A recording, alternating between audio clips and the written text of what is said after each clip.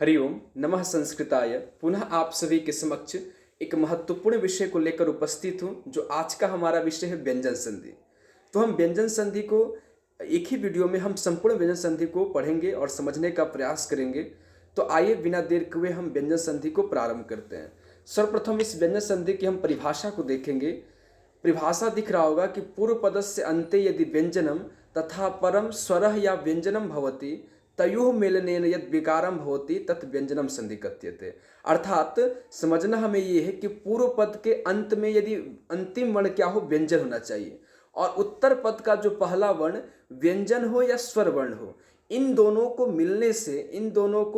मिलने से जो विकार उत्पन्न होता है, जो परिवर्तन होता है, उसे ही हम क्या कहते हैं, व्यंजन संधि कहते हैं। तो समझना यह है कि पूर्व पद का अंतिम वर्ण क्या हो, व्यंजन होना चाहिए, और उत्तर पद का जो पहला वर्ण हो वह स्वर भी हो सकता है या व्यंजन भी हो सकता है। और जब ये दोनों को मिलने से जो विकार उत्पन्न होता है, जो परिवर्तन होता है, उसे ही हम क्या कहते हैं, व्यंजन संधि कहते हैं। उम्मीद करते हैं कि व्यंजन संधि परिभाषा क्लियर होगा।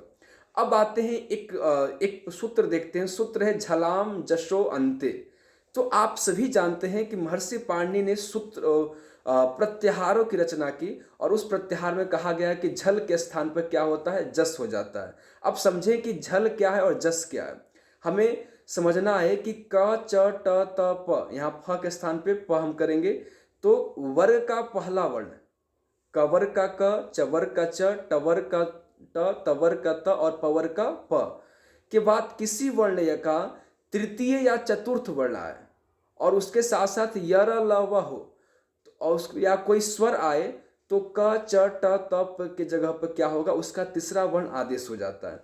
हमें समझना बस इतना है कि पूर्व पद का जो अंतिम वर्ण जो होगा वह क्या होगा, क च ट त प, यानी वर्ग का पहला अक्षर हो, और उत्तर पद का जो सबसे पहला वर्ण हो वो क्या होना चाहिए, तृतीय वर्ण हो वर्ग का, या चतुर्थ वर्ण हो, या यर ल व हो। मतलब यदि कवर का जो है तृतीय वर्ण क्या होता है, ग होता है, चतुर्थ वर्ण क्या होगा, घ होगा। वैसे ही च का ज होगा, झ होगा, ट का क्या हो जाएगा, ड और ढ होगा।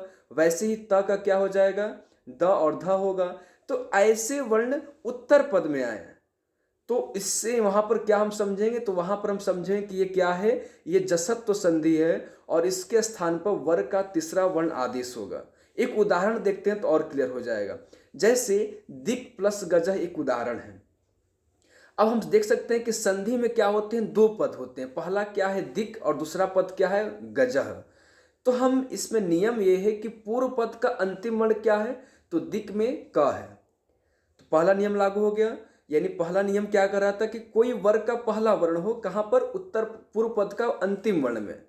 और फिर देखेंगे उत्तर पद क्या है, गजह, और गजह का उत्तर पद का पहला वर्ण क्या है, तो वह है ग है। तो यानी यहां पर नियम लागू हो रहा है। तो यहां पर क्या हो जाएगा, तो उसी के स्थान पर तीसरा वर्ण, उसी वर्ग का तीसरा वर्ण आदेश हो जाएगा। तो क्या हो जाएगा, दिग्गजह हो जाएगा।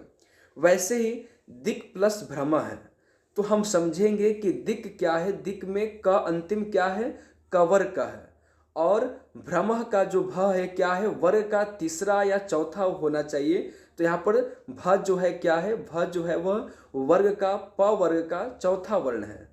तो यहाँ पर संधि होगी।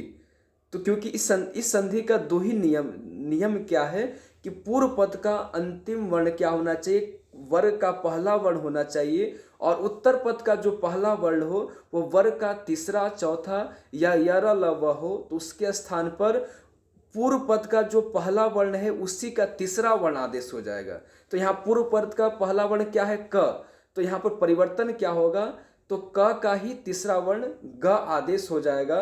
तो दिक प्लस भ्रम क्या हो जाएगा, दिग्भ्रम बन जाएगा। समझ में आ गया। तो इसी तरीके से हम इस संधि को बनाते हैं। जैसे वाक प्लस हरि, तो क है, और क्या हो जाए, क के स्थान पे ग हो जाता है, यानी उसी वर्ग का तीसरा वर्ण हो जाएगा। वाक प्लस हरि, वाघ हरि बन जाता है। दिक प्लस गजह, दिग्गजह बन जाएगा। दिक प्लस भ्रम, दिग्भ्रम हो जाएगा। तो ये संधि का क्या है, नियम है। अब आते हैं दूसरे संधि की तरफ। अब आते हैं दूसरा संधि जो है जिसको अनुनासिक संधि कहते हैं। तो इसका परिभाषा है यरो अनुनासिके अनुनासिकः, यानी कहता है वर्ग का प्रथम वर्ण। ये भी वही नियम है कि वर्ग का प्रथम वर्ग, जैसे क वर्ग का क, च वर्ग का च, ट वर्ग का त, ऐसे ही। और तो इसके बाद यदि अनुनासिक वर्ण हो, यानी उत्तर पद का जो वर्ण हो, वो पहला वर्ण क्या होना चाहिए? अनुनासिक होना चाहिए, यानी वर्ग का अंतिम वर्ण होना चाहिए। जैसे क का अंग, च का इय, ट का ड़ और त का न, प का म। तो ये कहता है कि पूर्व पद का अंतिम जो वर्ण हो वह क्या हो? वर्ग का पहला वर्ण हो, और उत्तर पद का जो सबसे पहला वर्ण हो वर्ग का अंतिम वर्ण हो। तो वहां पर क्या हो जाएगा? तो यदि ऐसा हो तो प्रथम वर्ण अपने ही वर्ण के पंचमाक्षर में बदल जाते हैं, यानी क्या हो जाएगा? जो प्रथम वर्ण होगा उसी का पांचवा अक्षर में परिवर्तन हो जाएगा। जैसे एक उदाहरण देखेंगे, उदाहरण है वाक प्लस मयम। सबसे पहले देखेंगे यहाँ पर नियम लागू हो रहा है कि नहीं हो रहा है। तो दो पद है, वाक प्लस मयम है। वाक यानी क है, पूर्व पद का अंतिम वर्ण क्या है? क है, और ये क्या है? कवर का पहला अक्षर है। फिर उत्तर पद का सबसे पहला वर्ण क्या है? म है।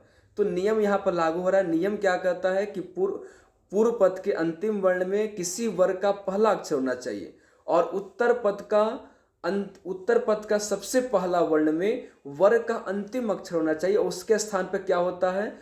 उसी के स्थान पर उसका पांचवा अक्षर आदेश हो जाता है। किसका? पूर्व पद का अंतिम वर्ण का।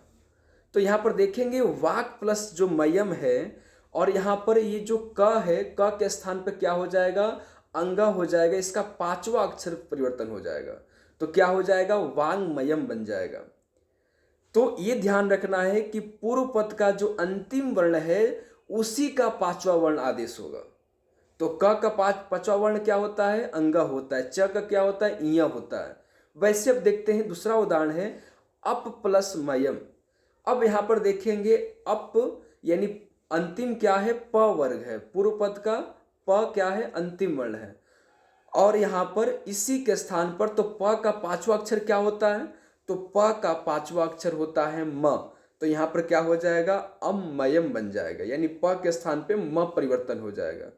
तो इस संधि का नियम क्या था? इस संधि का नियम ये था कि पूर्व पद का अंतिम वर्ण किसी ही वर्ग का पहला अक्षर होना चाहिए, चाहे क वर्ग हो, चाहे च वर्ग हो, चाहे ट वर्ग हो, चाहे त वर्ग हो या प वर्ग हो। उत्तर पद का जो अंतिम जो वर्ण, उत्तर पद का जो पहला वर्ण हो वह किसी वर्ग का अंतिम अक्षर हो। और ऐसे जब नियम दोनों हो, ऐसे जहां पर शब्द आए, तो वहां पर जो पूर्व पद का जो अंतिम जो वर्ण था उसी का पांचवा अक्षर क्या होता है? पांचवें अक्षर में परिवर्तन हो जाता है, परिवर्तित हो जाता है। और इसे ही कहते हैं अनुनासिक संधि कहते हैं। उम्मीद करते हैं क्लियर हो गया होगा। अनुनासिक या अनुस्वार संधि भी इसे कहते हैं। क्लियर हो गया होगा।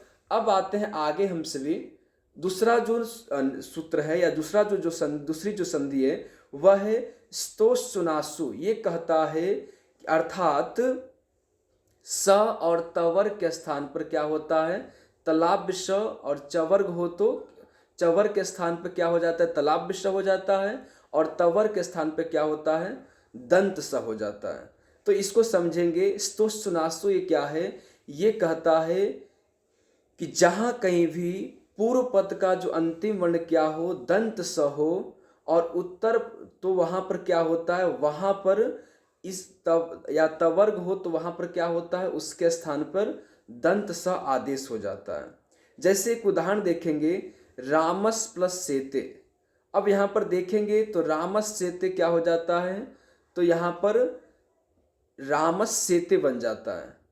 या फिर इसे हम इस उदाहरण को न देखते हुए हम एक उदाहरण देखते हैं, उसे देखेंगे। जैसे स्तोष चुनाव, जैसे मान लीजिए कि जैसे अगर कोई उदाहरण हो, जैसे हम कह सकते हैं कि कोई जहां कहीं भी चवर्ग हो, जैसे राम प्लस च हो, तो वहां पर क्या हो जाएगा? रामश्च बन जाएगा। क्यों? तो यहाँ पर उसके स्थान पे च आदेश हो जाता है, च के स्थान पे तलाब्श आदेश होता है, और तवर के स्थान पे दंत स आदेश होता है। वैसे ही रामस प्लस चिनोति क्या हो जाएगा? रामस चिनोति बन जाता है। अब आते हैं आगे हम सभी। पांचवा जो सूत्र है वह सूत्र है तोरली, और ये सूत्र कहता है पूर्व वर्ण तवर्ग हो, तवर्ग और पर वर्ण क्या हो? ल हो, तो पूर्व वर्ण तवर्ग के स्थान पे सवर्ण हो जाता है।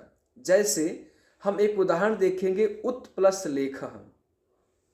अब यहां पर क्या कर रहा है? पूर्व वर्ण क्या हो? तवर्ग हो, तो पूर्व पद क्या है? उत में तवर्ग है, और अंतिम वर्ण क्या हो, अंतिम वर्ण जो हो वो ल हो, तो वह क्या होता है, जो उत्तर पद का जो सबसे पहला वर्ण होता है उसी के स्थान पे एक अन्य वर्ण भी उसी अक्षर के स्थान पर वही अक्षर एक और बार आ जाता है, तो हो जाता है उत प्लस लेखा, और क्या बन जाता है, उल्लेखा बन जाता है। जैसे त के स्थान पे क्या हो जाएगा, ल आदेश हो जाएगा।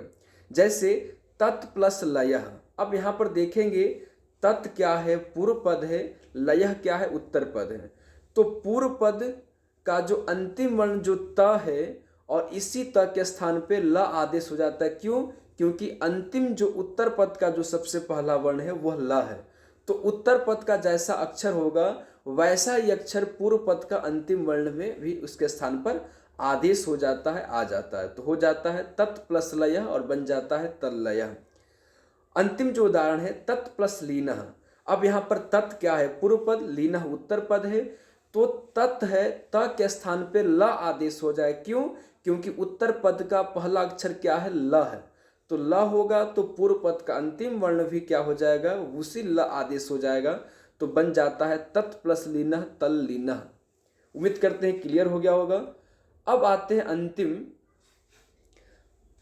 हैं छठवें सूत्र पर। यह है झयोः अन्यतरस्याम। ये कहता है किसी पद के अंतिम पद में झय हो, झय एक प्रत्याहार है, और उसके पर में ह वर्ण हो, तो ह का विकल्प से पूर्व क्या होता है, स्वर्ण हो जाता है या सवर्ण हो जाता है। जैसे तत् प्लस हितः और क्या हो जाता है, तो तद्धितः बन जाता है। वैसे उत प्लस हार क्या होता है, तो उद्धारा बन जाता है। अब आते हैं आगे हम सभी। तो इसी संधि संबंधित क्या है, कुछ प्रश्न दिए गए हैं। जैसे वाक् प्लस जालः, जगत प्लस ईतः, उत प्लस नतिः, जगत प्लस नाथः, उत प्लस चारणम, शरत् प्लस चंद्रः, सत् प्लस जनः, उत प्लस हृतम और वाक् प्लस हरि। तो इस तरीके से इन्हीं संधि से संबंधित कुछ प्रश्न दिए गए हैं। उन प्रश्नों को अवश्य करें, और तथा उसी के अंतिम में उत्तर भी दिए गए हैं, तो उन उत्तर का आप अवश्य खुद से मिलान करें।